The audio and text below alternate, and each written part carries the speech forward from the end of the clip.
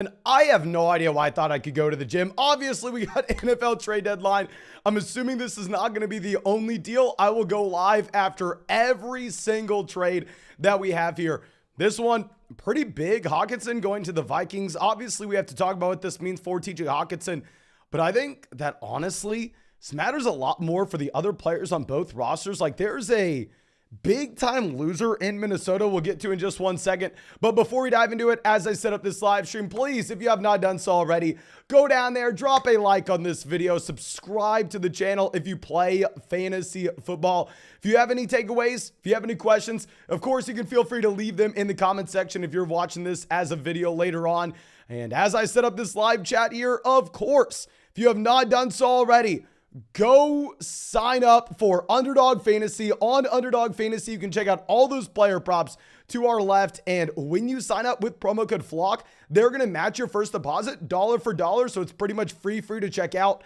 And because I worked my butt off to get you this, only people who use promo code FLOCK get this. You know, a month ago, we had the free bet for everybody with the Cooper Kupp half a receiving yard line.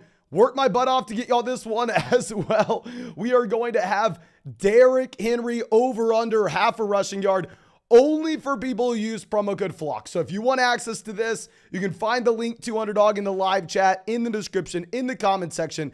And like I said, when you sign up, deposit $10, you'll immediately have $20 in your account. Go bet the 20 on Derrick Henry, higher than half a rushing yard. I'm no mathematician. I am no rocket scientist, but I'd imagine that it's a pretty good bet. And I'm going to get another one for y'all by the time this season ends. But that should be it. Let's go through. Let's dive into what this means. First thing I want to look at is the return that the Detroit Lions got from TJ Hockenson. This wasn't a deal where they were just giving up TJ Hockenson and taking an L, saying that, you know what? No, he has no more value. We have to go get anything that we can get. We're not excited about. No, they get a nice return from TJ Hockenson. This is a team in their division as well. Let me pull up the Adam Schefter tweet to figure out exactly what the return was. And they ended up getting back essentially a second round pick and a couple extra. So you have the Vikings getting a couple fourth round picks. And then you have the Lions getting a second and a third. So essentially just call it TJ Hockenson for a second. And a big thing is as well, you had Irv Smith Jr. literally 7 minutes before this trade went down. The report comes out that he is going to be missing with a high ankle sprain. So clearly the Vikings needed to go out there and make a move for a tight end. If we are looking at the standings right now in this division, obviously with the Packers falling off, to an extreme measure, the Vikings are looking like they're crushing it. The Vikings right now are 6-1. They've won 5 games straight. The next best in the division gonna be the Green Bay Packers. When you have the Irv Smith Jr. injury, makes a ton of sense to go get TJ Hockenson. And specifically because we have this Irv Smith Jr. injury, I do not think that this is going to be a negative move for Hockenson. Now, I will say in a vacuum, the majority of times you are not wanting to see a tight end get traded halfway through the year. We know that with these tight ends, they take time to go into a system for them to actually be able to develop, for a coaching staff to be able to create a game plan around them. It's not as simple as, hell yeah, we'll send a running back over there. My man, we're just going to hand you the ball and you run, hit the hole. Obviously, there's a lot more that goes into it with the tight end position, where you have to learn blocking schemes. You have to learn, the route tree you're going to be running in that offense as well. So my initial reaction whenever you have a tight end traded in fantasy football is to lower him down your rankings. However, I think he's going to a situation in Minnesota that's maybe a little bit better than what he had in Detroit with the Irv Smith Jr. injury. So if the situation improves, however, it's a little bit more awkward of a spot, I think that they kind of just maybe cancel each other out, where TJ Hockenson is still going to be someone that's a mid tight end 1, low end tight end 1 rest of season, because obviously you're in a spot where pretty much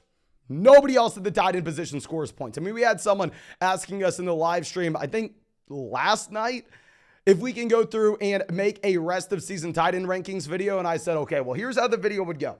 We would go Travis Kelce 1, Mark Andrews 2, and then at 3, who the hell cares? Because they're all the same below that. So here, I think Hockenson's still probably going to be someone that we are looking to start. And we have Brandon in the live chat right now asking why trade him in division.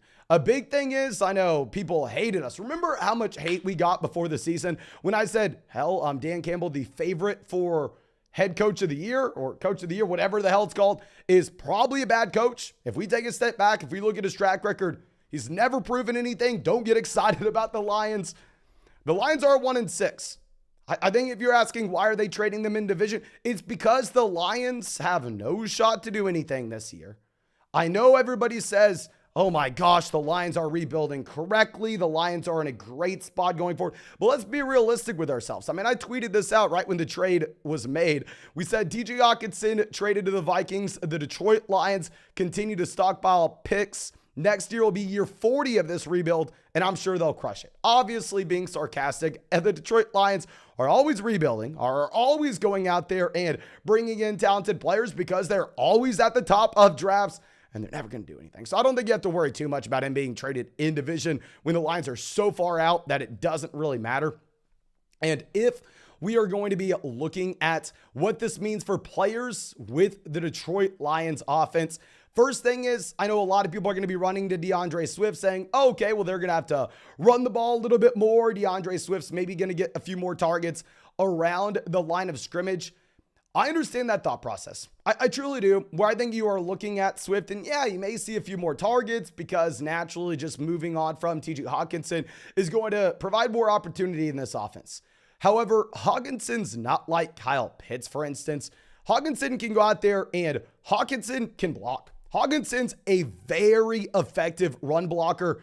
So I think, if anything, maybe this is kind of neutral for DeAndre Swift as well, or maybe he sees a few more targets, but I think this offense is going to be a little bit worse. So maybe the red zone opportunities go down. They don't have as many sustained drives. A player that I don't care too much about the blocking for, however, that is going to get a bump up with the targets around the line of scrimmage, Amon-Ra St. Brown. I think with St. Brown, you have to bump him up for a couple different reasons. A, obviously, Hockenson leaving this offense will open up more opportunity, will allow Amon-Ra St. Brown to have more targets. B, at the same time, I think this tells us the Lions are packing it in. The Lions know they have no shot. I mean, Dan Campbell maybe doesn't even have a job if they are able to turn it around. So I think this general manager pulls Jameson Williams to the side and goes, hey man, I'm really excited about your future here, but we don't need you back this season, okay? Let's make sure you're fully healthy. I don't want to risk anything. I think Jameson does come back, but I think they have no reason to rush him in his rookie season. So if we are looking at those two factors, where Hockenson is leaving a few targets behind, and also it tells us that the Lions really look like they don't care to compete. So why are they going to rush Jameson back from the injury? Bump up Amon-Ra St. Brown. I think St. Brown's probably the biggest winner in this Detroit Lions offense. Quick side note, we are 1 like away from hitting 200 likes on the live stream. You know I got to annoy you and tell you to go down there and drop a like on the stream. But going over to Minnesota. So I think Hockenson does see more targets than what you were going to have from Irv Smith Jr. But if we look at where Justin Jefferson and TJ Hockenson operate on the football field, I don't think that Justin Jefferson is affected in the slightest. Don't think Dalvin Cook is affected that much. I think the primary loser in Minnesota, obviously, besides Irv Smith Jr., Irv Smith Jr. with the high ankle sprain, now this. Go ahead and just drop Irv Smith Jr. We all know he's a loser. What am I doing sitting here even talking about it? It's going to be Adam Thielen. I think Adam Thielen is actually going to be the biggest loser for the Minnesota Vikings offense outside of the tight end here.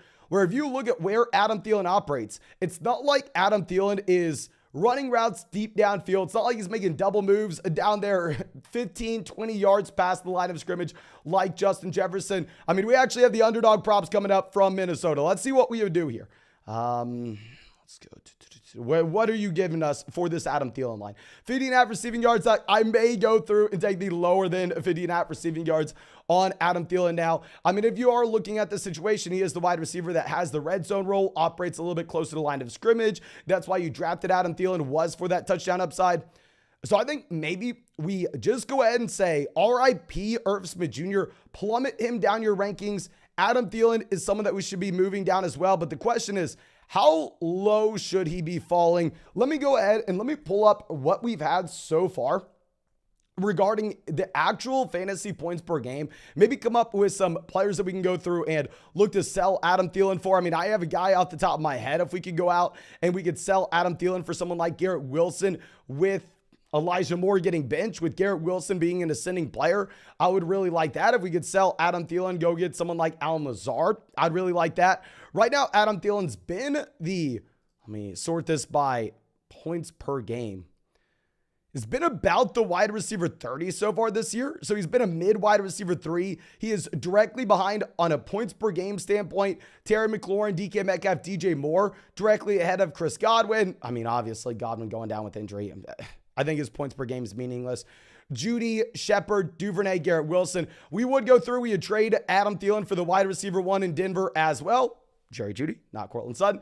I think those are two potential trades we could be looking to make. And looking at where Amon-Ra St. Brown moves, like we said, he is going to be a winner. Right now, Amon-Ra St. Brown's actually been a low-end wide receiver 1, high-end wide receiver 2 from a fantasy points per game perspective.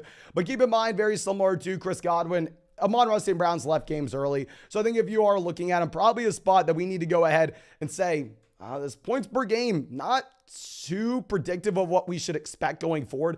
I think here are the wide receiver as I would rather have over Amon-Ra St. Brown. I already recorded my top 30 wide receiver rankings. This will come out later today, so just make sure you're subscribed. Make sure you hit the bell next to the subscribe button so you don't miss those rankings. But we had Amon-Ra St. Brown as the wide receiver 10. I recorded this right before the Monday night game, so we had him directly behind T. Higgins, Jalen Waddle, Devontae Adams, A.J. Brown. However, I think St. Brown probably has to jump up Higgins. He's probably in that same tier with guys like, Devontae Adams, A.J. Brown, Jalen Waddle at this point. It's going to be a matchup stance on who you would rather have out of that group. So I think Amon-Ra St. Brown is locked and loaded at this point as a top 10 wide receiver. It'd be hard to have him it'd be hard to have him lower than that. But please let me know, everybody in the live chat right now. Let's try to figure out what we should be doing with these players. Would you rather have Amon-Ra St. Brown or would you rather have Devontae Adams? Of course, Devontae Adams coming out, he had 1 reception, 3 receiving yards this past week, but I do think that's just due to the flu. I wanted to ignore the flu. I said that he was going to be able to be fine just without it, but you should have known at this point that I truly am an idiot. You shouldn't have listened to me. Would you rather Devontae Adams or Amon-Ra St. Brown? So looking at the chat, looks like everybody would still rather have Devontae Adams. So let's drop it down a bit. Would you rather have Jalen Waddle or Amon-Ra St. Brown? Now keep in mind, you are in a fantasy football. You are in a flock live stream right now. So probably over half of us have Jalen Waddle. I'd imagine that we are very biased in that way. But please, everybody in the chat, would you rather have Jalen Waddle or Amon-Ra St. Brown? Okay. Looks like most people would rather have Waddle as well. Very interesting. So how much is St. Brown actually moving him up? We already had him as that borderline top 10 wide receiver. I am not even going to bother asking you A.J. Brown versus Amon-Ra St. Brown. We know everybody's going to go A.J. after his 3 touchdown performance. So based on the responses that we've had in this live stream, I think Amon-Ra St. Brown probably goes to being about the wide receiver 9. I think this hurts Jamal Williams the most because Jamal's not going to be a massive pass catcher regardless. Jamal, you're kind of hoping that he has that touchdown upside. You're hoping that the offense is good. They have sustained drives to the red zone. Try to figure out where we could be moving TJ Hockenson. So I'm going to test a few things out here. Let me pull up a fantasy points per game mark on tight ends, get a feeling where we would rather have Hockenson. So we know right now, oh my gosh. Do y'all want to take a guess where TJ Hockenson ranks at the tight end position this season from a points per game perspective? PBR format. Where is TJ Hockenson from a points per game perspective in fantasy football right now? Everybody, please go down there and let me know what you're thinking. And also, while you're down there, drop a like on this live stream. We're about to hit 400 likes in the stream. It looks like 30% of y'all have hit that like button, so thank you so much. Okay, so we're going points per game. We have 4, 4, 3, 3, 11, 16, 4, 6, 5, 4, 6, 6, 4. Yeah, I think it's primarily fueled off that one massive performance he had about a month ago against the Seattle Seahawks. But TJ Hockenson, right now, the tight end 4 in fantasy, only behind Ertz, Andrews, and Travis Kelce. If we had to rank them going forward, I think you still prefer Kittle over him. I think you still prefer Dallas Goedert over him. Like I said, I think this is a better situation for TJ Hockenson than what he was in Detroit. But a tight end changing teams halfway through the season kind of scares me regardless. Would you rather have TJ Hockenson or Zach Ertz going forward? Please, everybody, let me know in the live chat. I think we're going to have an effective time going through and narrowing down where we should be valuing these guys. Would you rather have TJ Hockenson or Dallas Goedert? No, not Dallas Goedert. TJ Hockenson or Zach Ertz? Hockenson or Ertz? Okay, it looks like most people would rather have TJ Hockenson over Zach Ertz here. We have a couple Zach Ertz in the chat. I mean, with Ertz, this was a player that we were saying to get rid of before we had Hopkins coming back, because I thought Hopkins was going to consistently get 10 targets a game, which we were right about, but you had Hollywood Brown going down, so it didn't really matter. I think that Ertz is probably the much better option over the next month, but for like the fantasy football playoffs, when you have Hollywood, Hopkins, and Rondale Moore all good to go, and maybe Trey McBride continues to expand his role, there you'd prefer TJ Hockenson. But let's switch it over real quick. Would you rather have TJ Hockenson or Pat Freiermuth? TJ Hockenson or Pat Freiermuth? I mean, Freiermuth, obviously in a disgusting offense. Hockenson scored more points so far this season. I don't know. I am just a little bit worried about tight ends changing teams halfway through the year. As we said, you kind of have to learn how to be an offensive lineman in this game as well as being a receiver. Okay. Most people would rather have TJ Hockenson over Pat Freiermuth. So let's raise the bar. Would you rather have TJ Hockenson or Dallas Goedert? TJ Hockenson or Dallas Goedert? I mean, people are hyped here. People are hyped for Hockenson. People are... Okay, now we're getting some people saying Dallas Goedert. Okay, good. I thought you were going to lose your mind if you were telling me that you would rather have TJ Hockenson over Goedert. So here's probably how I'd realistically rank the tight ends going forward. I think you go Kelsey, Andrews, Kittle, Goddard, and then at 5, it looks like most people would rather have TJ Hockenson. I don't know if I can get there. I mean, like I said, I am a little bit worried about a tight end changing teams. So maybe if we could go through and move TJ Hockenson in a tiny piece, like if you have like Curtis Samuel on our roster, and go get a tight end like Dallas Goedert, I would really like that.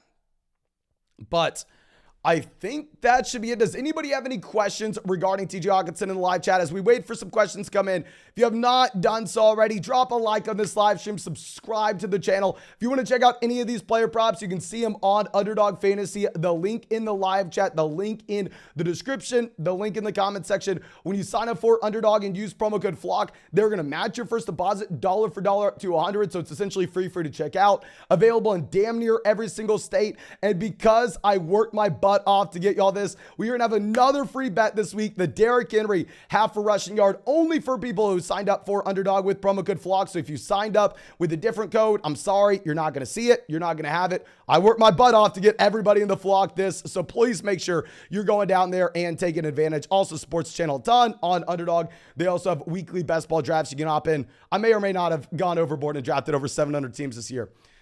But Vlad says Hockenson or Njoku rest of season. We're going to go Hockenson. He doesn't have a high ankle sprain. Spencer says Higgins or Higbee. We are going to be going Higgins. I'm sorry, Higgins or Amon-Ra. We're going to go Amon-Ra St. Brown. Brooke says, feel like a healthy Njoku and Hockenson is a good one. I'm taking Njoku all day. I don't know there. I mean, obviously, rest of season, you are going to be getting Deshaun Watson back soon. Deshaun Watson is going to elevate the entire Cleveland Browns offense. But I don't know when you get Njoku back. Dealing with the high ankle sprain sounded like he wasn't close to coming back this week. Bobcat says, would you buy low on Irv Smith Jr. dynasty-wise? Honestly, no. I don't see any way that Irv Smith Jr. actually increases in trade value until this offseason at the least. I think he goes in the back of everyone's mind. I think that if you want Irv Smith Jr., you're going to be able to get him this offseason in dynasty at a significant discount. But I think that should be about it. Of course, thank you so much for everybody hanging out with us. I will be live again if we have any trades. Be on the lookout for the Cremont one. So go down there, subscribe to the channel, and we are 1 like away from hitting 500 likes in the stream. So if you could go down there and be our 500th like of the live stream, I would appreciate it. But thank you again. I appreciate all of you. I hope you have a great day, and hopefully we get another trade that shakes some stuff up here for fantasy football.